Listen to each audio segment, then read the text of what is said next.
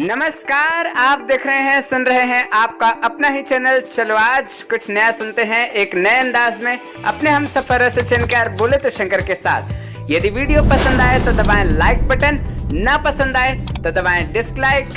यदि पहली बार आए हैं इस चैनल पर तो करें चैनल को सब्सक्राइब और बगल में ही है करंट नोटिफिकेशन का बटन, उसको प्रेस करें और करें ऑल, ताकि सबसे पहले आपको मिल जाए हमारे नए वीडियो का नोटिफिकेशन। और अकेले बिल्कुल ना देखें, अपने दोस्तों के साथ भी शेयर करें। अब वक्त के साथ आगे बढ़ते हैं और वीडियो की शुरुआत करते हैं। किसी ने बड़े कमाल की बात कही है कि जैसे चांदी और सोने के धातुओं को अपनी असलियत को दिखाने के लिए आग और बड़ी तपन झुलस जैसी विभिन्न सारी परीक्षाओं से होकर के गुजरना पड़ता है, वैसे ही एक अच्छे सच्चे नेक और दरिया दिली इंसान को अपनी असलियत को दिखाने के लिए विभिन्न सारे परीक्षाओं से होकर के गुजरना अवश्य पड़ता है।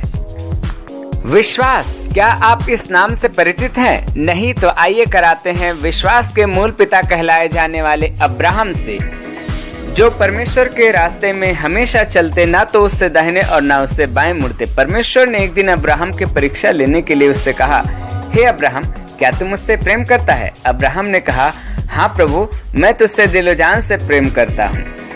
परमेश्वर ने कहा, यदि तू मुझसे प्रेम करता है तो अपने पुत्र को, वरन अपने जो इकलौते पुत्र हैं, उसको लेकर के मोरिया के पहाड़ पर होम करके चढ़ा। अब्राहम सुबह उठा और लकड़ी चुन चुन करके गधी पर लादा और अपने एक दास को और अपने बेटे को लेकर के चल दिया उस मोरिया देश में। और पहाड़ के निकट पहुंच करके अपने दास से कहा, इस गधी के साथ रहना, और जो लकड़ी था उसको अपने पुत्र पर लाद दिया और उसको लेकर के चला। पुत्र ने कहा, पिता, हम जा तो रहे हैं बलिदान करने के लिए, लेकिन हमारे पास बलि पशु कहाँ है? अब्राहम ने कहा, परमेश्वर अपने आप व्यवस्था कर लेगा बेटा, तुम चलो। अब अब्राहम वहां पहुंच करके लकड़ियां सजाता है और अपने पुत्र को रस्सी से बांध करके उस बलिदान के लिए सजाई गई चिता पर रख देता है। और जैसे ही चाकू लेता है वैसे ही एक आवाज होती है, हे अब्राहम, सावधान, उस लड़के पर हाथ मत बढ़ा। तूने अपने पुत्र को, वरन इकलौते पुत्र को भी मेरे लिए नहीं छोड़ा। इससे मैं जान गया कि तू निश्चय मुझसे डरता है और तू मुझसे निश्चय प्रेम करता है, इसलिए मैं तुझे निश्चय आशीष दूंगा और आशीष दूंगा। क्या आप जानते हैं दोस्तों, ये कहानी तो यहाँ खत्म हो जाती है, लेकिन हमको और आपको बहुत बड़ी बातें सिखाती है। पहली बात ये कि परमेश्वर आपकी परीक्षा करेगा।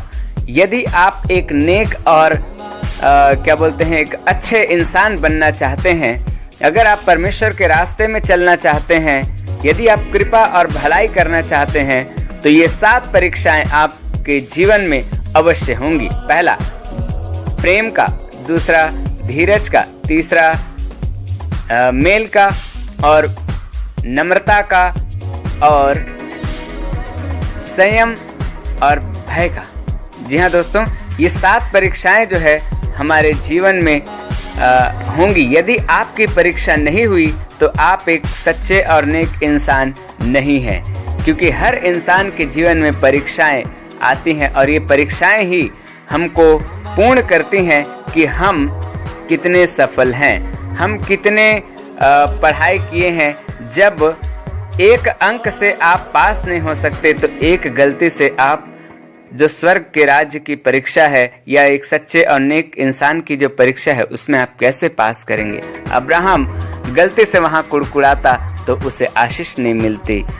आज परमेश्वर की ये प्रतिज्ञा है कि जो अब्राहम को आशीष दे वो खुद आशीष पाए, और जो अब्राहम को श्राप दे वो खुद श्रापित हो।